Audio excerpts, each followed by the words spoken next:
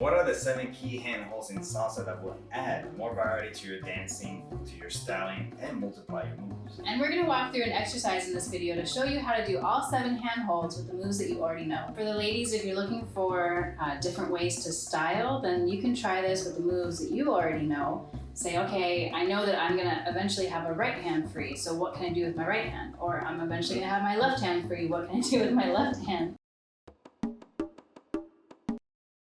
All right, we in salsa dancing have 3 different dance positions. We have closed position, open position, and what we call shines or footwork, where we're not connected physically, but we're still dancing together on the dance floor. Open position, we are only connected through the hands. However, there's 7 key hand holds that every salsa dancer should know.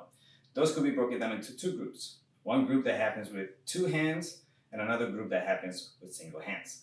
Let's start with the single hand moves. Those we have 4, okay? This connection, this one, I could shake with my right, I could shake with my left. I acknowledge it's really not a complete shake, it's more like a wimpy handshake, like hello. All right, now let's talk about the same double-handed moves. Those we have the classic connection that we always start with.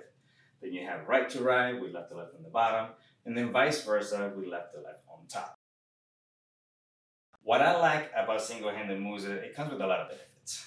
One of them is that it gives me the freedom of using another hand. For me, I feel a little bit less restricted because now I can open up, I can change the angle of my body, and like you said, I can use my free hand to accent the music. Some of the benefits that come with double-handed moves is control. At least for me, having both hands, I have ways to move her body with more ease. For me, I feel a little bit more connected with my partner because now I have 2 points of contact, and we're squared off to each other, so it's like this undivided attention. All my attention is on you. Another reason that I like is that if the club is packed, double-handed moves allow you to not run into each other. It doesn't give you the freedom to open up, like I was saying earlier, and then you hit other people. You feel more close to each other because you have both hands connected to each other. We're going to walk through an example with a lady's right turn. We're going to start with the single-handed moves first, so leader's right hand. Here we go. I prep the turn like I have to all the time. And goes around, it comes down, and bam. It actually ended up just like it started. Okay, so now let's experiment with the leader's left hand. Let's see what happens there. So I prep the lady's turn, she goes, but when the hand comes down, you realize, oh my God, my hand's on top, what am I gonna do? What I see a lot of people do that hopefully you'll stop doing today is that they go back to the bottom, okay? But by doing that, you're limiting yourself because there's so many moves in salsa that start from here or that start more comfortably from up here if you're already there. For example, if my hand's already on top, I like to go behind my back and do a hand switch versus being on top, bring it to the bottom to switch hands and switch again, and then things might go wrong and you'll fumble, and we want to avoid all the fumbles as much as possible. Okay, so now let's try shaking hands with the right. Okay, so step, step, I prep the turn, she goes, and just like the very first turn that we did, it ended up just like we started, shaking hands. Okay, now let's try left to left and let's see what happens. So I prep the turn, she goes, blah, blah, blah, and oh my God, here I am again. The left hand, every time it does a right turn, it switches connections. But like I said earlier, don't go back to where you started. Find out what kind of moves start from here. One move that I enjoy the most is what it is to go into close position while giving myself a hair comb. So those are your single-handed moves. Now let's try our double-handed moves. Yeah, so let's start with the open double-handed move. The most basic one we all learn.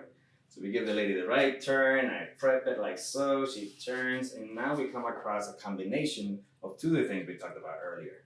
This hand doesn't change, while this one changed to the top.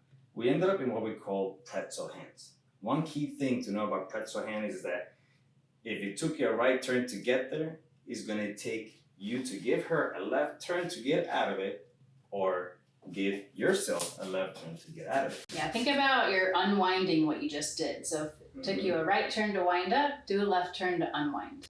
If you don't want to go through the hassle of turning, another thing a lot of leaders do is that we slice the connection and we're back to where we started. So now let's go shaking hands with the right and then shaking hands with the left on the bottom.